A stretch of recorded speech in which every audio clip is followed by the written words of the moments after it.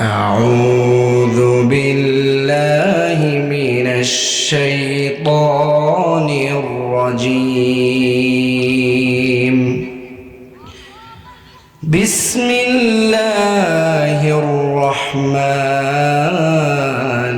الرحيم لقد كان لكم في رسول الله أسوة حسنة لمن كان يرجو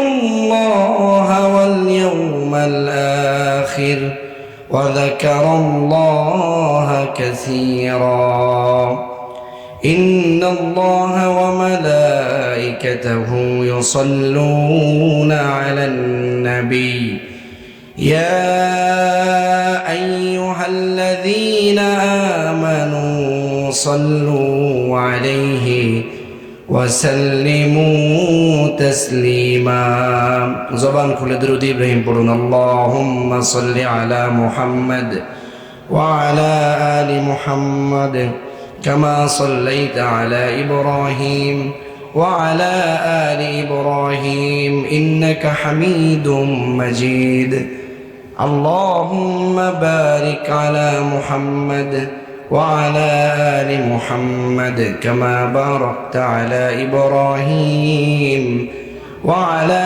آل إبراهيم إنك حميد مجيد আমরা সকলেই জবান খুলে প্রাণ ভরে ভক্তি ভরে আল্লাহ তাআলার সন্তুষ্টির জন্য তার নামে একটু জিকির করি সুবহানাল্লাহ আলহামদুলিল্লাহ লা ইলাহা ইল্লাল্লাহ জোরে সুবহানাল্লাহ আলহামদুলিল্লাহ লা ইলাহা ইল্লাল্লাহ সুবহানাল্লাহ আলহামদুলিল্লাহ লা ইলাহা ইল্লাল্লাহ তুমি বাঁচাও তুমি মারো অবিরত ক্ষমা করো তুমি বাঁচাও তুমি মারো অবিরত ক্ষমা করো ধরার যে জন তাকেই ধরো ধরার যে জন তাকেই ধরো তোমার মুঠোয় সবই আল্লাহ সুবহানাল্লাহ আলহামদুলিল্লাহ লা ইলাহা ইল্লাল্লাহ জোরে লা ইলাহা ইল্লাল্লাহ লা ইলাহা ইল্লাল্লাহ মুহাম্মাদুর রাসূলুল্লাহ। এই জন্য আমরা সবাই শেষ পর্যন্ত থাকবো তো ইনশাআল্লাহ। আল্লাহ আমাদের প্রত্যেককে কবুল করেন।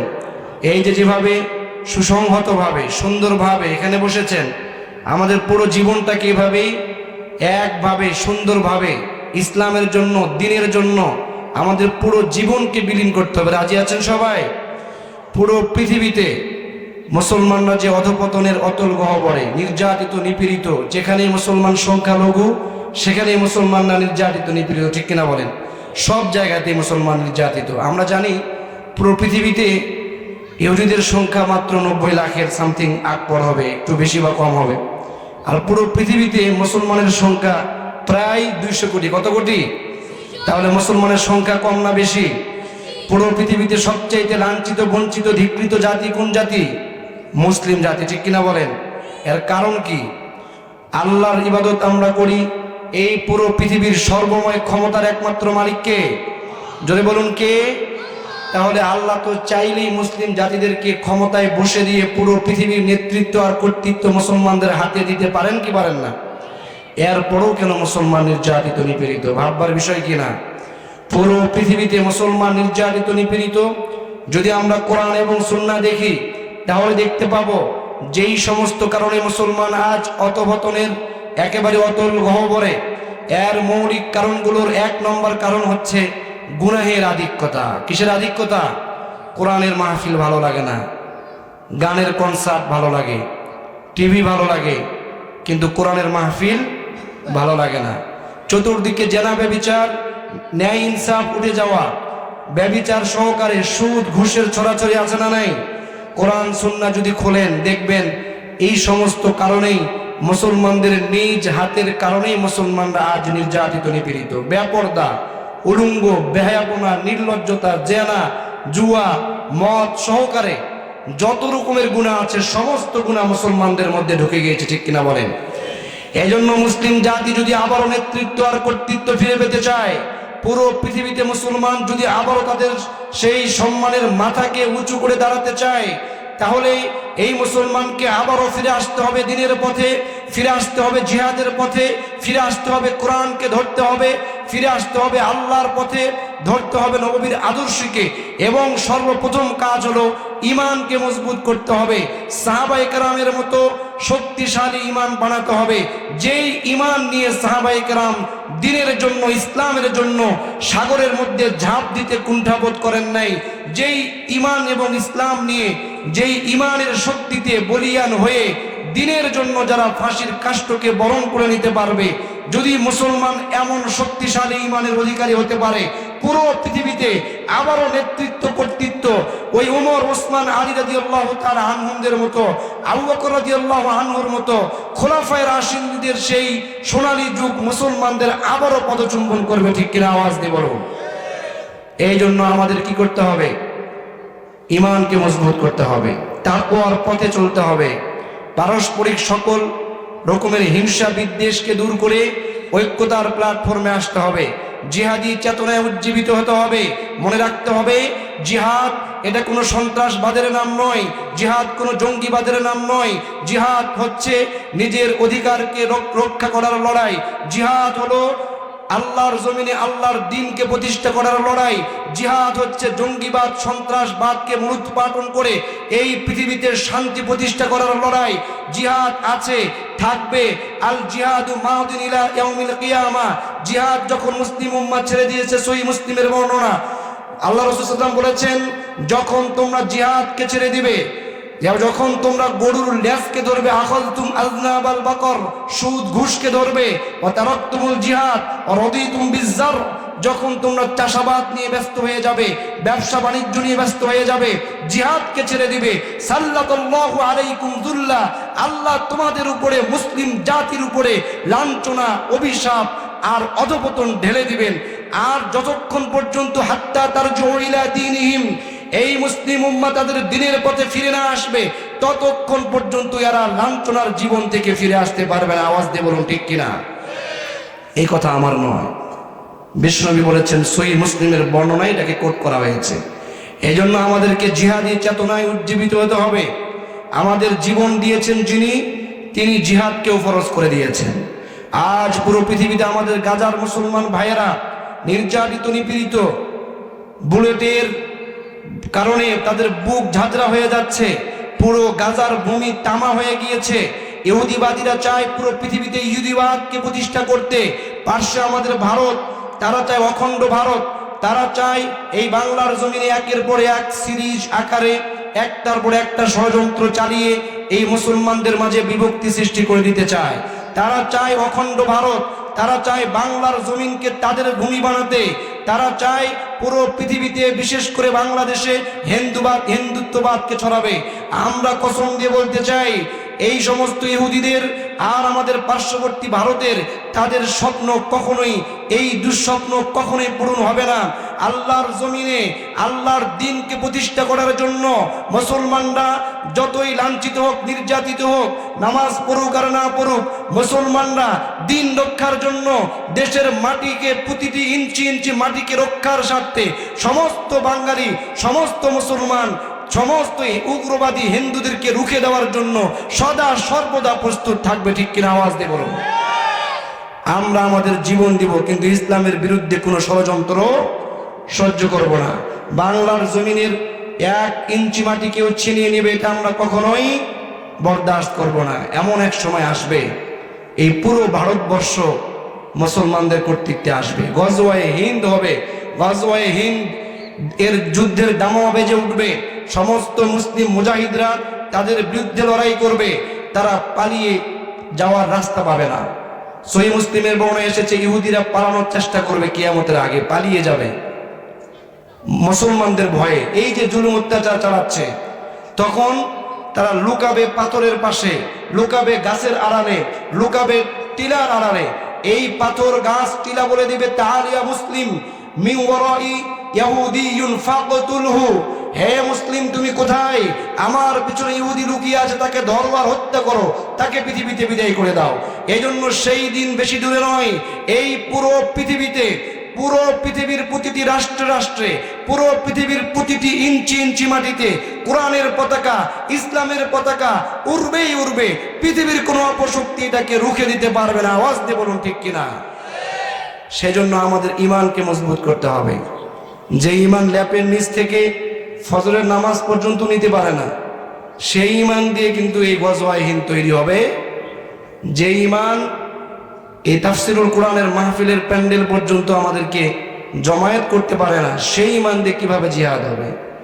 যে ঈমান প্রয়োজনে জ্বলে ওঠে না, যে ঈমান সত্য ন্যায়ের কথা বলে না, যে ঈমান প্রয়োজনে জ্বলে ওঠে না, যে ঈমান সত্য ন্যায়ের কথা বলে না, যে ঈমান অন্তরে নাই, যে ঈমান অন্তরে নাই, মুখে ফুটায় কথার কলি, কিভাবে তারে বলো ঈমান বলি, কিভাবে তারে বলো ঈমান বলি, কিভাবে তারে বলো ঈমান বলি, ঠিক কিনা? এজন্য ঈমানকে মজবুত করতে হবে। তো এজন্য আমরা আমাদের অধঃপতন থেকে বাঁচতে হলে কোরআনকে ছড়িয়ে দিতে হবে। এই যে চমৎকার তেলাওয়াত করেছেন আব্দুর রহমান, আমাদের প্রত্যেকের সন্তান যেন এমন তেলাওয়াতকারী হতে পারে, আমরা চাই কি চাই না? এই জন্য যে মাদ্রাসাটা আমাদের আছে সৌতুল কোরআন, এই মাদ্রাসার সাথে আমাদের সম্পৃক্ত থাকার দরকার আছে নাকি নাই? থাকতে হবে। এই মাদ্রাসাগুলোতে কোনো ডাকাত তৈরি হয় না, চোর তৈরি হয় না। যারা তৈরি হয়, যারা বের হয়, এরা সুনাগরিক, দেশের জন্য, ইসলামের জন্য, জনগণের জন্য নিবেদিত প্রাণ হয়, ঠিক কিনা বলেন? এই জন্য আমাদেরকে এমন সন্তান গঠন করতে হবে। আমি আপনাদের সামনে কোরআনুল কারীমের সূরাতুল আহজাবের 21 নম্বর আয়াত তেলাওয়াত করেছি। এই আয়াতকে সামনে রেখে আমরা আজকের আমাদের সংক্ষিপ্ত কিছু আলোচনা করব। সেটি হচ্ছে, একজন মানুষ সে যদি চায় আদর্শবান পুরুষ হতে, আদর্শবান যুবক হতে, আদর্শবান স্বামী, আদর্শবান নেতা, আদর্শবান রাষ্ট্রপ্রধান, যেই পেশার, যেই শ্রেণীর, যেই সেক্টরের মানুষই হোক না কেন, তিনি যদি চান যে একজন ভালো মানুষ হবেন, তাহলে তার জন্য একমাত্র কেবলমাত্র ফলো করার একজন, তিনি হলেন মুহাম্মদ সাল্লাল্লাহু আলাইহি ওয়াসাল্লাম। তো আমাদের আজকের আলোচনার বিষয় হচ্ছে বিশ্বনবী সাল্লাল্লাহু আলাইহি ওয়াসাল্লামের অনন্য কিছু গুণাবলী, কিছু বৈশিষ্ট্য। শুনতে রাজি আছেন? সবাই একটু জোরে তাকবীর দেন তো, লিল্লাহি তাকবীর। আরো আওয়াজ হবে, লিল্লাহি তাকবীর। আমরা আমাদের মূল আলোচনার দিকে চলে যাই। রব্বুল আলামিন বলেন, লাকাদ কানা লাকুম ফি রাসূলিল্লাহি উসওয়াতুন হাসানাতুল লিমান কানা ইয়ারজুল্লাহ ওয়াল ইয়াউমাল আখির ওয়া যাকারাল্লাহা কাসীরা। রব্বুল আলামিন বলেন, যারা আল্লাহ এবং আখিরাতকে বিশ্বাস করে, আখিরাতের প্রতি বিশ্বাস রাখে, আল্লাহর অধিক স্মরণ করে, তাদের জন্য উত্তম আদর্শ হচ্ছে রাসূলুল্লাহর জীবনীতে। এজন্য দুনিয়াতে আখিরাতে সফল হতে হলে ফলো করতে হবে কাকে? জোরে বলেন কাকে? মুহাম্মদ সাল্লাল্লাহু আলাইহি ওয়াসাল্লাম। আমরা আল্লাহকে বললাম, ও রব, কিভাবে আমরা আমাদের নবীকে ফলো করব? রব্বুল আমিন বললেন, কুল আতিউল্লাহ ওয়া আতিউর রাসূল ফাইন তাওয়াল্লাউ ফাইন্নাল্লাহা লা ইউহিব্বুল কাফিরিন। আল্লাহ বলেন, হে নবী আপনি বলে দিন, তোমরা আল্লাহ এবং তার রাসূলের ইতাআত করো। যারা আল্লাহ এবং তার রাসূল থেকে মুখ ফিরিয়ে নিবে, এরা হলো অস্বীকৃতি, অস্বীকারী, এদেরকে আল্লাহ পছন্দ করেন না। আমরা আবার আল্লাহকে বললাম, আল্লাহ সফল হতে চাইলে আমাদের করণীয় কি? রব আমাদেরকে জানিয়েছেন وَمَن يُطِعِ اللَّهَ وَرَسُولَهُ فَقَدْ فَازَ فَوْزًا عَظِيمًا। সফলতা যদি হতে চাও, সফলতা যদি পেতে চাও, তোমাদের একটাই করণীয়, সেটি হচ্ছে আল্লাহ এবং তার রাসূলকে অনুসরণ করতে হবে, অনুকরণ করতে হবে। এই জন্য নবীকে নিয়ে জানতে হবে, নবীকে নিয়ে পড়তে হবে, তাহলে তার অনুসরণ করা সহজ হবে। তাকে নিয়ে যদি না জানি, তার সম্বন্ধে যদি আমরা না বুঝি, তাহলে তার কি অনুসরণ করব, ঠিক কিনা? এই জন্য তাকে জানতে হবে। তার অনুসরণ করলে আল্লাহ খুশি হয়। আমরা আল্লাহকে বললাম, আল্লাহ আমরা আপনাকে ভালোবাসতে চাই, আপনার ভালোবাসা পেতে চাই, আমাদের জন্য কি করণীয়?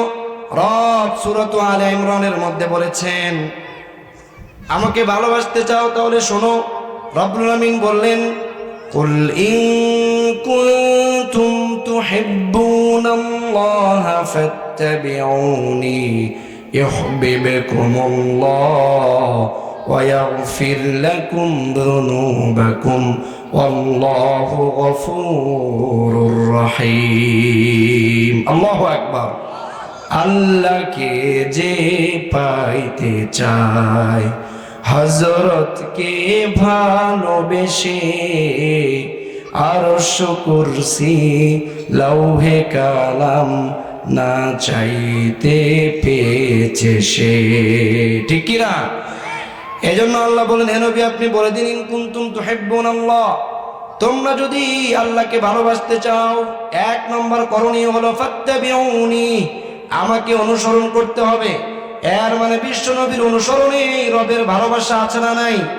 নবীর ভালোবাসা নাই, নবীর অনুসরণ নাই, মানে আল্লাহর ভালোবাসা নাই। আমরা বললাম, আল্লাহ আমরা যদি আপনার নবীকে অনুসরণ করি, আপনার নবীর মতো চলি বলি, আপনার নবীকে যদি আমাদের মডেল বানি, লাভ হবে কি? বিশ্ব নবীর মাধ্যমে রব্বুল আমিন আমাদেরকে জানিয়েছেন, লাভ হবে এক নম্বরে ইউহিব্বুকুমুল্লাহ ওয়া ইয়াগফির লাকুম যুনুবাকুম ওয়াল্লাহু গফুরুর রহিম। আল্লাহু আকবার।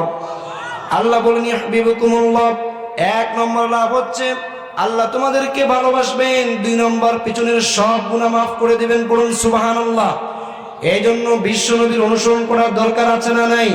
তো তাকে যদি অনুসরণ করতে হয়, তাকে জানতে হবে। তাকে যদি না জানি, তাহলে তার কি অনুসরণ করব, ঠিক কিনা? বিশ্ব নবীকে যদি আমি নাই জানি, তার আদর্শ যদি আমার সামনে না থাকে, তাহলে তাকে আমি কি অনুসরণ করব, ঠিক কিনা বলেন?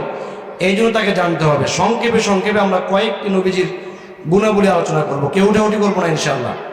উঠাউঠি করলে আলোচনার মেজাজ হারিয়ে যাবে। এখানে যা কিছু বলা হবে এগুলো আমার পক্ষ থেকে নয়, যা কিছু বলবো প্রত্যেকটা কথা কোরআন এবং সুন্নাহ থেকে। এই জন্য একটু নড়াচড়া দিয়ে ভালো করে বসে, লিল্লাহে তাকবীর, লিল্লাহে তাকবীর। আল্লাহ আমাদের প্রত্যেককে ইসলামের জন্য, দ্বীনের জন্য, কোরআনের জন্য কবুল করেন, পড়ুন আমিন।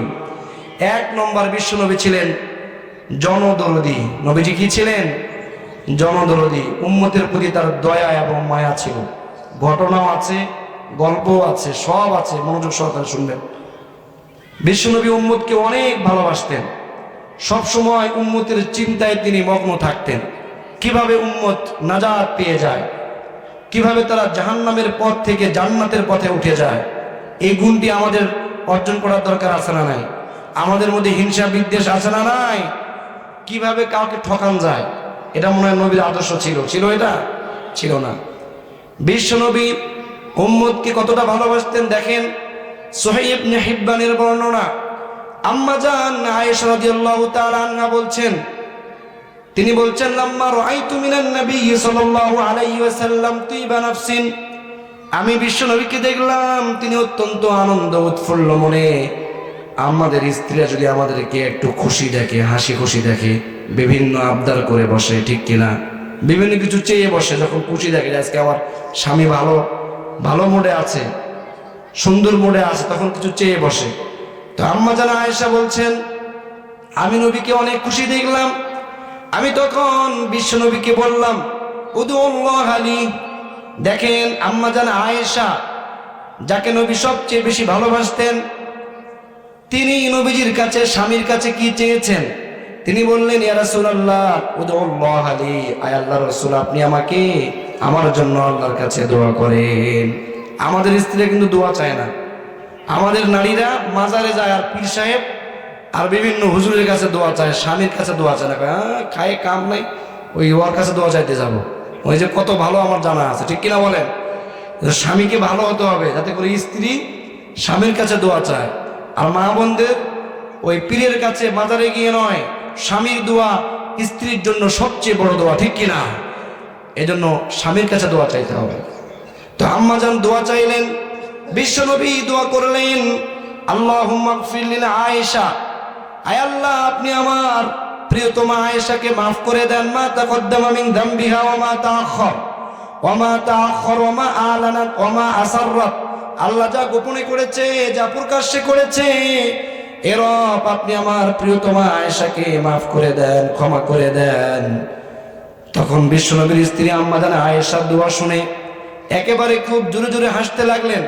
হাসতে হাসতে হাত্তা সাকাত রাসুহা ফি হিজরিহা, আম্মা জান আয়েশা এমন হাসি দিলেন, হাসতে হাসতে মাথাটা কোলের মধ্যে ঝুঁকে পড়লো।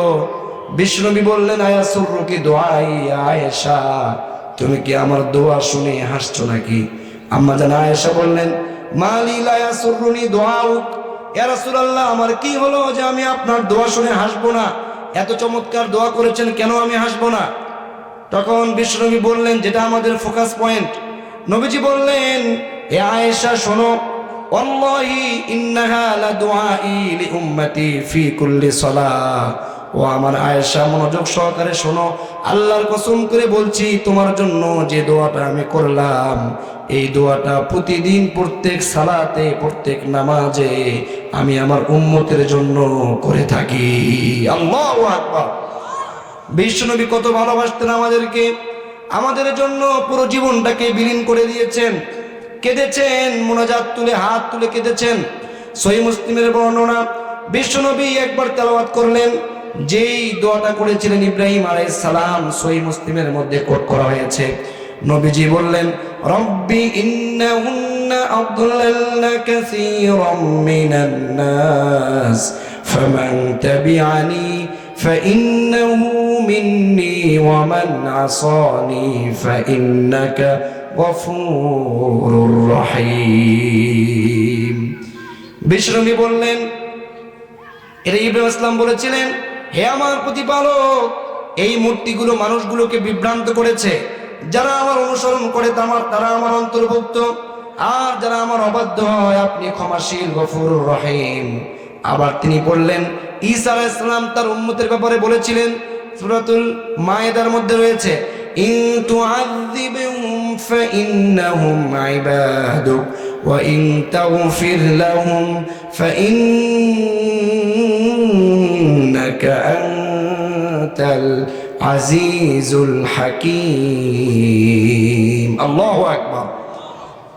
ঈসা আলাইহিস সালাম বলেছিলেন, ইন তুআযিবহুম, হে আমাদের প্রতিপালক, হে আমার রব, যদি এই বান্দাগুলোকে আপনি শাস্তি দেন তাহলে এরা আপনারই বান্দা, আপনি যা ইচ্ছা করেন। আর যদি ক্ষমা করে দেন আপনি পরাক্রমশালী, আপনি পরিপূর্ণ হিকমতওয়ালা। বিশ্বনবী এই কটা আয়াত তেলাওয়াত করার পরে দুই হাতকে উঁচু করে চোখের পানি ফেলে ফেলে বলছেন, আল্লাহুম্মা উম্মতি, আল্লাহুম্মা উম্মতি। আল্লাহু আকবার। আল্লাহ তাআলা আরশ থেকে পাঠিয়েছেন জিবরিল আমিনকে, ইয়া জিবরিল ইযহাব ইলা মুহাম্মদ, ও জিবরিল দৌড় দিয়ে যাও মুহাম্মাদের কাছে, আমার বন্ধু কাঁদছে কেন? নবী যদি কাঁদতেন পৃথিবীর সবার সহ্য হলে আল্লাহর সহ্য হতো না। আল্লাহ তাআলা নবীজিকে অনেক ভালোবাসতেন, সমস্ত নবীরা আল্লাহকে ভালোবাসতেন, আর আল্লাহ সবার চাইতে আমাদের নবীকে বেশি ভালোবাসতেন। এজন্য তিনি হলেন হাবিবুল্লাহ। তিনি কি? তিনি হলেন হাবিবুল্লাহ। জিবরিল আমিনকে পাঠানো হলো, আল্লাহ সব জানেন, জানার পরও তাকে পাঠানো হলো, যাও তুমি গিয়ে জিজ্ঞেস করো কেন তিনি কাঁদছেন। তিনি এসে জিজ্ঞেস করলেন, সব ঘটনা খুলে বললেন যে আমার উম্মতের কি হবে, আমার এই গুনাহগার উম্মতগুলো কিয়ামতের ময়দানে কিভাবে তারা নাজাত পাবে। জিবরিল আমিন আল্লাহকে গিয়ে বললেন, আল্লাহ আবার বললেন, এ জিবরিল যাও আমার বন্ধুকে গিয়ে বলো তার কান্না যেন থামিয়ে দেয়, তাকে গিয়ে বলো ইন্না সানুরদিকা ফি উম্মতিকা ওয়ালা নাসরুক।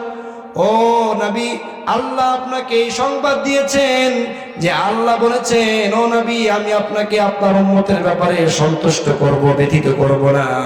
তবু আপনি আপনার চোখের পানি মোছেন, কান্না বন্ধ করে দেন। সুবহানাল্লাহ। এত বেশি ভালোবাসতেন বিশ্বনবী উম্মতদেরকে। এই জন্য আল্লাহ নবীর ভালোবাসা উম্মতের প্রতি এত বেশি দেখে আল্লাহ নিজে বলছেন, সম্ভবত আপনি তো আপনাকে শেষ করে ফেলবেন। ফালা আল্লাহ কাবাখিউন নাফসাক। ও নবী, আপনি তো উম্মতের চিন্তায় নিজেকে শেষ করে ফেলবেন, আর কত কাঁদবেন তাদের জন্য। এত বেশি ভালোবাসতেন নবী আমাদেরকে। তো যেই নবী আমাদেরকে এই জনদরদী হওয়ার শিক্ষা দিয়েছেন, এই গুণটি আমাদের অর্জন করার দরকার আছে না নাই? এই জন্য কোনো যুবক যদি বাঁকা পথে যায়, তাকে সঠিক পথে নিয়ে আসার দায়িত্ব কাদের? জোরে বলেন কাদের? আমাদের। তাদেরকে বোঝাতে হবে, ভালোবাসা দিতে হবে, সঠিক পথে নিয়ে আসতে হবে।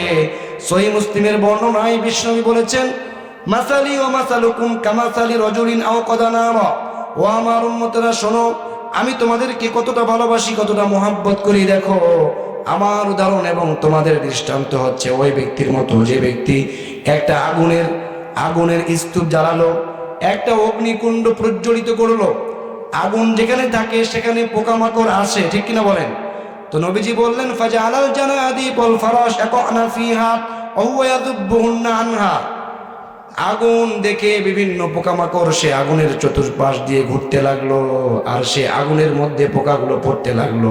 আর ওই ব্যক্তি বারবার চেষ্টা করলো পোকাগুলোকে বাঁচাতে, কিন্তু বাঁচাতে পারলো না। আপনার আমার নবী রাহমাতুল লিল আলামিন তিনি কি বলছেন দেখুন, তিনি বলছেন, আমি ওই ব্যক্তির মতো, ওয়া আনা আখিযুম বিহুজাজিকুম আনিন নারি ওয়া আন তাফাল্লাতুনা মিন ইয়াদি। আমিও তোমাদের কোমর ধরে ধরে জাহান্নামের আগুন থেকে টানে হেঁচড়ে বাঁচানোর চেষ্টা করছি।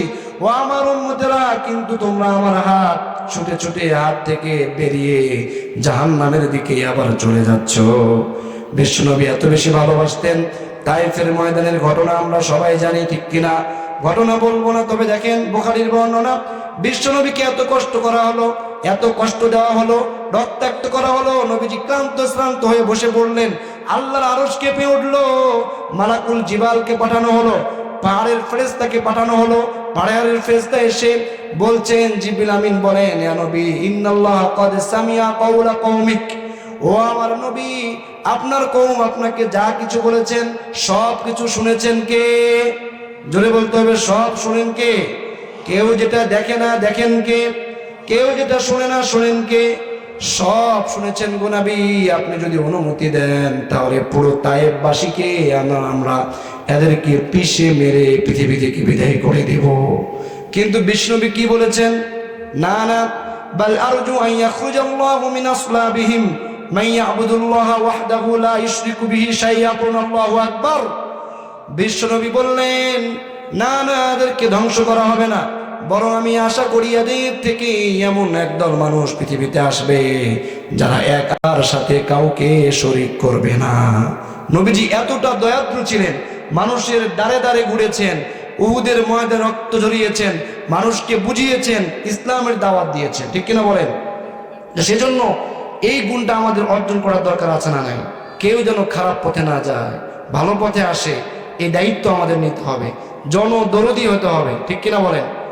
দারে দারে ঘুরে খোদার বাণী পৌঁছে দিয়েছ দিন রাত, চিনল না তোমায় তায়েফবাসী, করলো যে শুধুই আঘাত, ঠিক কিনা? দারে দারে ঘুরে খোদার বাণী পৌঁছে দিয়েছ দিন রাত, চিনল না তোমায় তায়েফবাসী, করলো যে শুধুই আঘাত। তোমার পায়ের পথের ধুলি এ চোখে সুরমা দিয়েছি, আমি দেখিনি তোমায় চোখের তারায়, তবুও তোমায় ভালোবেসেছি। মনের এই ক্যানভাসে তোমার ছবি ভাসে, তোমায় যেন ভালোবেসেছি। উহুদের ময়দানে রক্ত ঝরালে দিন কায়েমের জন্য, পাথর বুকে ফোটালে ফুল, মনুষ্য জাত ছিল শূন্য। শত জ্বালাতন সয়েছ তুমি, সেই কাহিনী শুনে কেঁদেছি। ঠিক কিনা? আমাদের নবী জীবনভর আমাদের জন্য কেঁদেছেন, আর উম্মতের চিন্তা করেছেন কিভাবে উম্মতকে বাঁচা যায়। যে নবী আমাদের এত ভালোবেসেছেন, সেই নবীকে আমাদের ভালোবাসার দরকার আছে না নাই? এই জন্য আমরা আমাদের নবীকে আমাদের জীবনের চাইতে বেশি ভালোবাসি। ঠিক কিনা? আমরা আমাকে গালি দিলে সহ্য করে নেই, আমরা আমাদেরকে কেউ কিছু বললে, কটু কথা বললে মেনে নেই। বাবাকে গালি দিলেও মেনে নিতে পারি, আমাদের পরিবারকে গালি দিলেও মেনে নিতে পারি। কিন্তু আমার নবীর নামে কেউ কটূক্তি করলে, নবীর বিরুদ্ধে কেউ কিছু বললে, আমাদের শরীরে রক্ত থাকলে আমরা এটাকে কেউ বরদাস্ত করতে পারি? জোরে বলুন ঠিক কিনা? আমরা আমাদের জীবন দিয়ে হলেও নবীর সম্মান, ইসলামের সম্মান, কোরআনের সম্মান রক্ষা করব। ঠিক কিনা?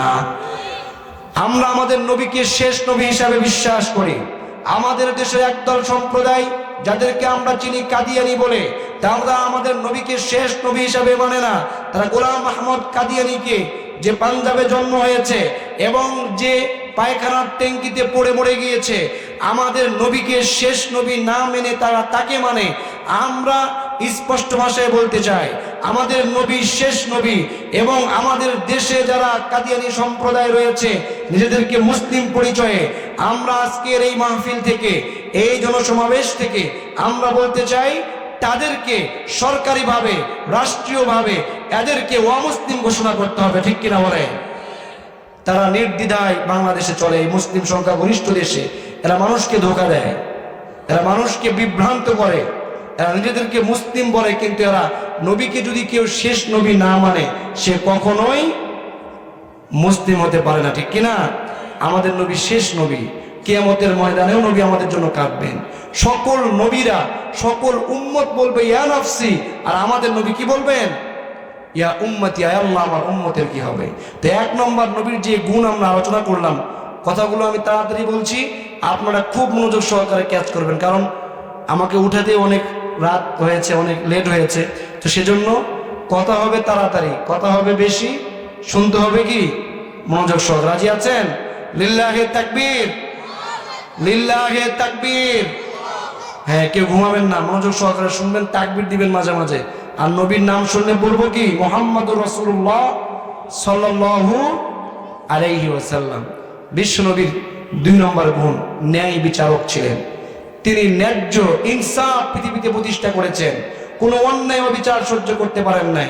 তিনি তার যৌবনকালে, যুবক বয়সেই সকল রকমের দুর্নীতি, সকল অবিচার, সকল অন্যায়, জুলুম, অত্যাচারকে নিখাত করার জন্য, সব রকমের অন্যায় অবিচার থেকে মানুষকে রক্ষার জন্য, পৃথিবীতে শান্তি প্রতিষ্ঠার জন্য, নবুয়ত প্রাপ্তির পূর্বেই তিনি সে সময় একটা সংগঠন তৈরি করেছিলেন। তার নাম হলো হারাফুল ফজল, যেটাকে আমরা বলি হিলফুল ফজল। ঠিক কিনা বলেন? বিশ্ব নবী নবুয়ত প্রাপ্তির পরেও দেখেন আমাদের নবী, আপনার নবী, আমার নবী কেমন তিনি ন্যায় বিচারক ছিলেন, কেমন ন্যায্যতা তিনি পৃথিবীর বুকে দিয়েছেন, কেমন গুণ তিনি আমাদেরকে দিয়েছেন, যে গুণটা আমাদের প্রত্যেকের, বিশেষ করে শাসকদের, বিচারকদের এটা অর্জন করা দরকার। সেটি হলো, দেখেন বুখারীর বর্ণনায় চমৎকার একটা ঘটনা শোনেন। সহিহ বুখারীতে কোট করা হয়েছে, বনু মাখজুম, মাখজুমিয়া গোত্র, কুরাইশ গোত্রের একটা সম্ভ্রান্ত শাখা গোত্র একজন মহিলা। শাসন আমরা চাই কি চাই না? আমরা চাই কি চাই না? বাংলার প্রতিটি ইঞ্চি ইঞ্চি মাটিতে ইসলামের পতাকা, কোরআনের পতাকা উড্ডীন হোক, দুলতে থাকুক, চাই কি চাই না বলেন? সেই দিন বেশি দূরে নয়, মুসলমানরা যেভাবে জেগেছে, বাংলার মুসলিম তৌহিদি জনতা যেইভাবে জেগে উঠেছে, যেইভাবে ঐক্যতার প্ল্যাটফর্মে এসেছে, সেই দিন বেশি দূরে নয়। এই বাংলাদেশ একেবারে খেলাফতের দেশ হবে। এই দেশে খেলাফত কায়েম হবে, ইসলাম প্রতিষ্ঠা হবে। প্রত্যেক গ্রামগঞ্জ থেকে শুরু করে শহর লেভেল পর্যন্ত, প্রত্যেক পাকা কাঁচা ঘরে, সমস্ত জায়গায় ইনসাফ আর নীতি দ্বারা পুরো দেশটা শান্তিতে ভরপুর হয়ে যাবে। আওয়াজ দিয়ে বলুন ঠিক কিনা? কোন একদিন এ দেশের আকাশে কালেমার পতাকা দুলবে। সেদিন সবাই খোদাই বিধান পেয়ে দুঃখ বেদনা ভুলবে। সেদিন আর রবে না হাহাকার, অন্যায় জুলুম অবিচার, থাকবে না অনাচার দুর্নীতি কদাচার, থাকবে না অনাচার দুর্নীতি কদাচার, সকলেই শান্তিতে থাকবে। সেদিন সবাই খোদাই বিধান পেয়ে দুঃখ বেদনা বলবে। ঠিক কিনা? এজন্য বিশ্বনবীর 2 নম্বর গুণ আমরা কি শুনলাম? ন্যায্যতা, ন্যায় নীতির প্রতিষ্ঠা করার দরকার আছে নাকি নাই? বিশ্বনবী ছিলেন ইনসাফকার। বদরের যুদ্ধে কাঁদার সোজা করছেন, সাওয়াত নামক একজন সাহাবীর পেটের মধ্যে তরবারির আঘাত লেগে যায়। সাহাবী বলে, ইয়া রাসূলুল্লাহ, আপনি ইনসাফ প্রতিষ্ঠা করতে এসেছেন, কিন্তু তো আপনি আমার উপরে জুলুম করেছেন, এর প্রতিশোধ আমি নিতে চাই, তো কি করবা? উনি বলেন নাই, এ কথা বলেন না, তোমার এত বড় সাহস, তোমার একে জেলে ভরে দাও, একে শাস্তি দাও। নবীজি কোনো কিছু বলেন নাই। দেখেন ইনসাফ কাকে বলে, ন্যায় প্রতিষ্ঠা কাকে বলে। বিশ্বনবী বললেন, ঠিক আছে, নাও, তুমি তোমার প্রতিশোধ গ্রহণ করো। সাহাবী বললেন, রাসূলুল্লাহ, আমাকে যখন আঘাত লেগেছে তখন আমার পেটের মধ্যে কাপড় ছিল না। কি ছিল না? কাপড় ছিল না, সুতরাং আপনার কাপড় খুলতে হবে। বিশ্বনবী পেটের কাপড় সরিয়ে দিলেন। সাহাবী সাওয়াত রাদিয়াল্লাহু তাআলা আনহু বিশ্বনবীর পেটের মধ্যে চুমু খেলেন। আওয়াজ দিয়ে বলুন সুবহানাল্লাহ। এবার তিনি বললেন, নবীজি বললেন, কেন তুমি এমন করলে? বলছে, রাসূলুল্লাহ, আপনাকে আমি কিভাবে আঘাত করতে পারি গো নবী?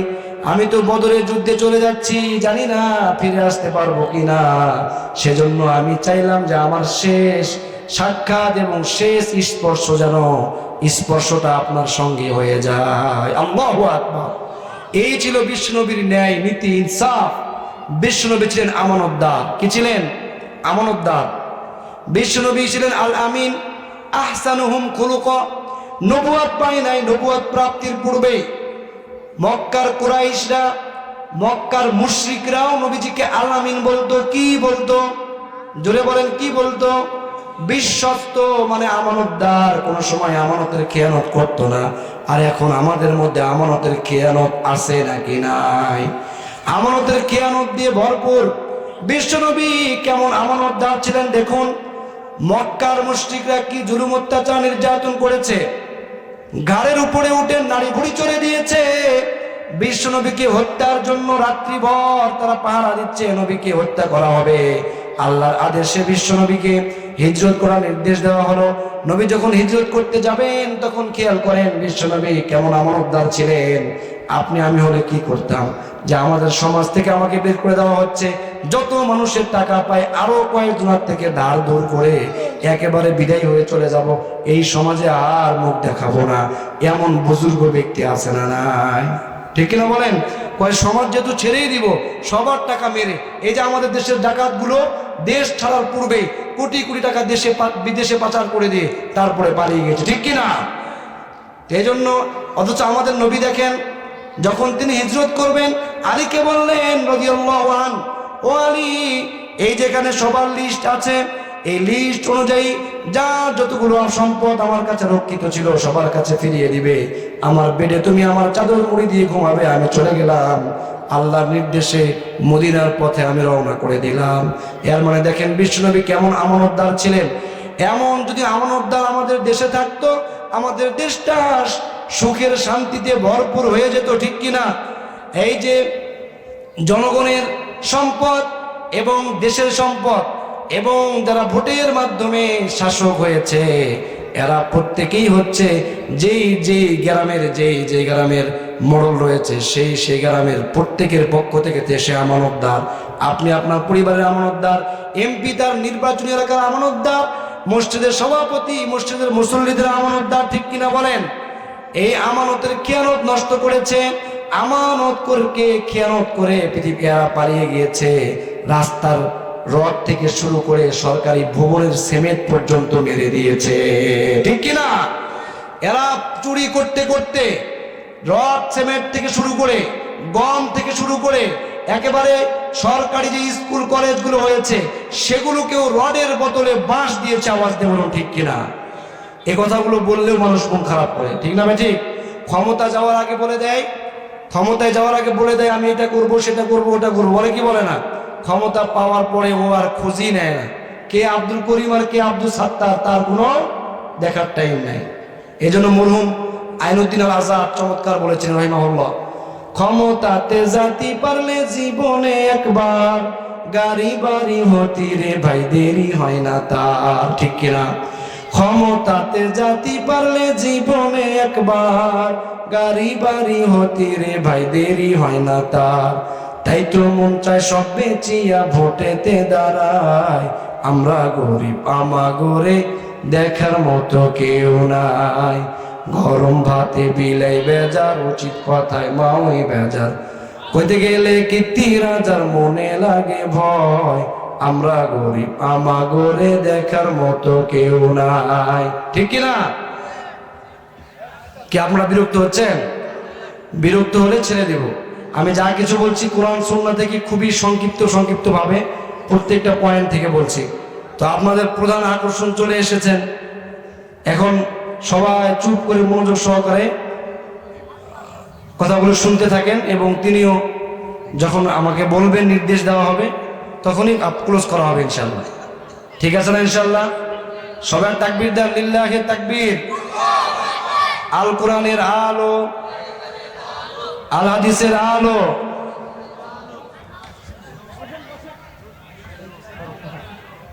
কেমন আছেন?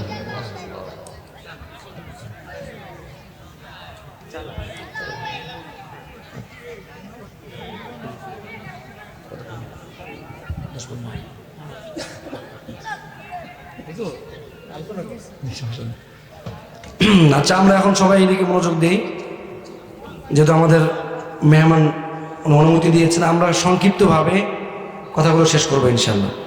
তো আমরা বলছিলাম প্রথমে যে আমাদের নবী ছিলেন জনদরদী, এরপরে আমরা শুনলাম আমাদের নবী ছিলেন ন্যায় বিচারক, ন্যায় নিষ্ঠা প্রতিষ্ঠাকারী।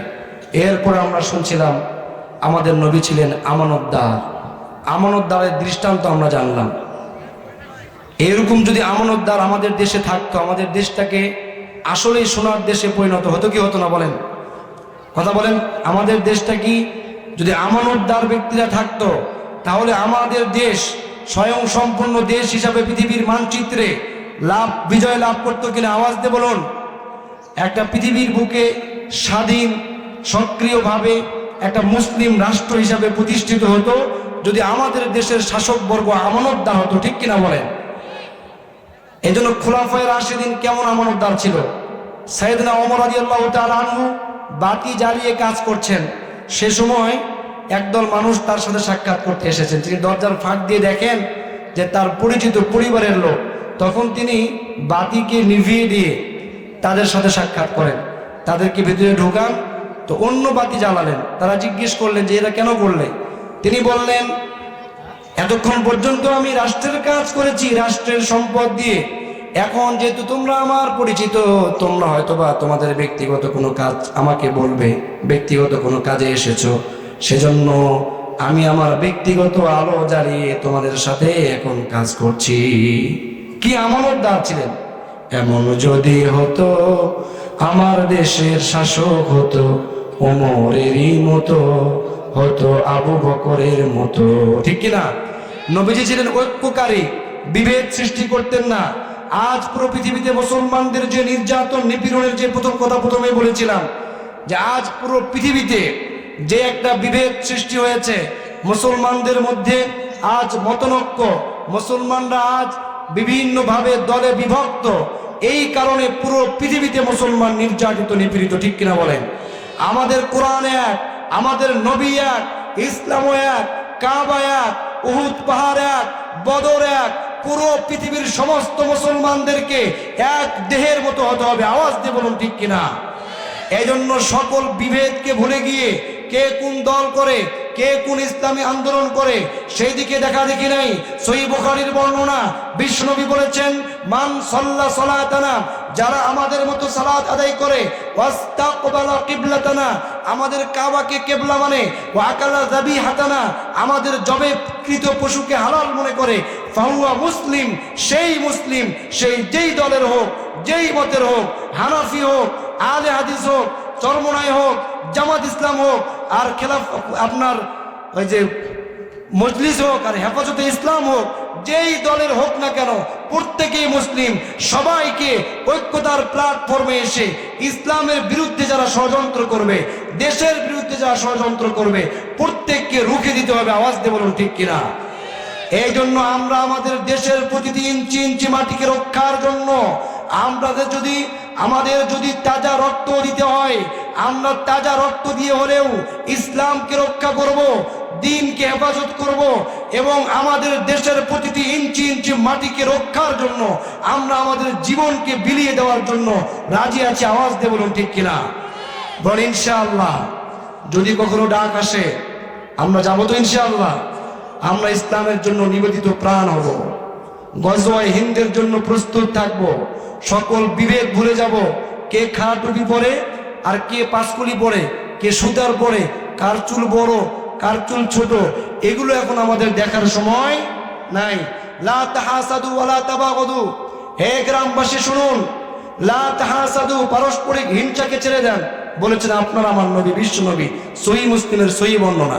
লা তাহাসাদু, আরে অমুক তো অনেক বড় হয়ে গেছে রে, ওকে কিভাবে নামানো যায়, এই চিন্তা বাদ দেন, হিংসা বাদ দেন। ওয়ালা তাবাগাদু, আমরা পারস্পরিক বিদ্বেষ বাদ দিয়ে দেই। ওয়ালা তারাজাসু ওয়ালা তাজাসসু, এগুলো বলেছে আপনার আমার নবী। কি মোটিভেশনাল কথা তিনি বলেছেন। একে অপরের পিছনে লেগে থেকো না, গোয়েন্দাগিরি করো না, মানুষের জানালায় উৎ পেতে বসে থেকো না, বরং তোমরা প্রত্যেকেই আদমের সন্তান, কুনু ইবাদাল্লাহি ইখওয়ানা, আল্লাহর বান্দা, সবাই এক হয়ে যাও, এক হয়ে আল্লাহর বান্দাতে পরিণত হও। আওয়াজ দেবো আলহামদুলিল্লাহ। এজন্য আমরা কেউ এখন যে এই যে সুন্দরভাবে বসেছি, এই ঐক্যতা যেন আমাদের মধ্যে থাকে, বিভেদ যেন সৃষ্টি না হয়। রাজি আছেন? আমাদের নবীর যে গুণাবলীগুলো আমরা বললাম, এগুলো আমরা মানার চেষ্টা করব। যেহেতু অনেক দেরিতে উঠছি, আর আপনাদের প্রধান আকর্ষণ তিনিও চলে এসেছেন, আমি ওনার অনেক বয়োকনিষ্ঠ, উনি অনেক বয়োজ্যেষ্ঠ, তাকে পাশে রেখে আপনারাও বিরক্ত হচ্ছেন, আর আমিও কথা বলতে একটু বিব্রত হচ্ছি। সেজন্য আমাদের নবীজের যে আয়াতটা আমরা তেলাওয়াত করেছিলাম, যে আল্লাহ আমাদের বলেছেন যে লাকাদ কানা লাকুম ফি রাসূলিল্লাহ, তোমরা যারা আল্লাহকে এবং আখিরাতকে বিশ্বাস করো, তোমাদের উচিত হলো তোমাদের জন্য উত্তম আদর্শ কার জীবনীতে? বলেন, বিশ্ব নবীর জীবনীতে। এজন্য আমাদের নবী কিভাবে খেয়েছেন, কিভাবে পড়েছেন, কিভাবে চলেছেন, কিভাবে কথা বলেছেন, কিভাবে সমাজের সেবা করেছেন, কিভাবে নিজ পরিবারকে আগলে রেখেছেন, তিনি কেমন স্বামী ছিলেন, কেমন শ্বশুর ছিলেন, কেমন নানা ছিলেন, কেমন নেতা ছিলেন, কেমন রাষ্ট্রপ্রধান ছিলেন, এই সবগুলো হাদিসের মধ্যে, সিরাতের মধ্যে সূর্যের আলো যেমন স্পষ্ট, এগুলোও তেমন স্পষ্ট। এগুলো আমরা পড়ব। আজকের আলোচনার শেষ প্রান্তের এটাই আমার আপনাদের কাছে আবেদন, যে আমরা প্রত্যেকেই বিশ্বনবীর জীবনী পড়ব এবং নবীর জীবনীর মতো আমাদের জীবনকে সাজানোর চেষ্টা করব। আর আমাদের সন্তানদেরকে যদি আমরা সুনাগরিক করে তুলতে চাই, তাহলে ধর্মভিত্তিক জাগতিক শিক্ষার বিকল্প নাই। ধর্মভিত্তিক যদি জাগতিক শিক্ষা না থাকে, ধর্ম নাই শুধু জাগতিক শিক্ষা, তাহলে ওই যে ওবায়দুল কাদের হাওয়া আঙ্কেল হবে। কথা বোঝেন নাই? আর যদি ধর্মভিত্তিক জাগতিক শিক্ষা থাকে, শায়েখ আহমদুল্লাহ হবে, মিজানুর রহমান আজহারি হবে। ঠিক কিনা বলেন? এই যে আব্দুর রহমান তেলাওয়াত করেছে, এরকম চমৎকার হাফেজ হবে, কারি আবু রায়হান হবে, নাজমুস সাকিব হবে। কোনটা চান? এখন ডিসিশন আপনার, কি বানাতে চান? প্রত্যেকটা প্রতিষ্ঠানে এখন ধর্মভিত্তিক জাগতিক শিক্ষার ব্যবস্থা আছে। আপনাদের যে প্রতিষ্ঠানটি, এটাও তারা চমৎকারভাবে, আমি যেভাবে শুনলাম, তো এখানে আপনাদের বাচ্চারা কোরআনও শিখবে, বাংলাও শিখবে। এজন্য প্রত্যেকটা সন্তানকে মাদ্রাসায় দেব তো ইনশাআল্লাহ। আপনি ক্লাস 2, 3 পর্যন্ত কোরআনটা সহি শুদ্ধ পড়া পর্যন্ত, হাফেজ বানানো পর্যন্ত মাদ্রাসায় পড়ান। তারপরে আপনি ডাক্তার বানাবেন না ইঞ্জিনিয়ার বানাবেন, যা বানাবেন বানান, কোনো আপত্তি নেই। ঠিক কিনা বলেন? এজন্য আমরা আমাদের সন্তানদেরকে ইসলামী শিক্ষায় শিক্ষিত করবো তো ইনশাআল্লাহ। আপনি ভাবেন, মনে কষ্ট নেবেন, একটা কথা ভাবেন, আপনি আপনার দাদা বা আপনার বাবার জানাজার সামনে দাঁড়িয়েছেন, জীবনের শেষ নামাজ, একটু বুকে হাত দিয়ে বলেন, চিন্তা করেন যে আমি আমার বাবার জানাজা পড়ছি, কিন্তু আমরা কয়জন মানুষ জানাজার নামাজের নিয়ম মাফিক জেনে দোয়াগুলো ঠিক মতো পড়তে পেরেছিলাম? একটু বুকে হাত দিয়ে বল, চিন্তা করেন।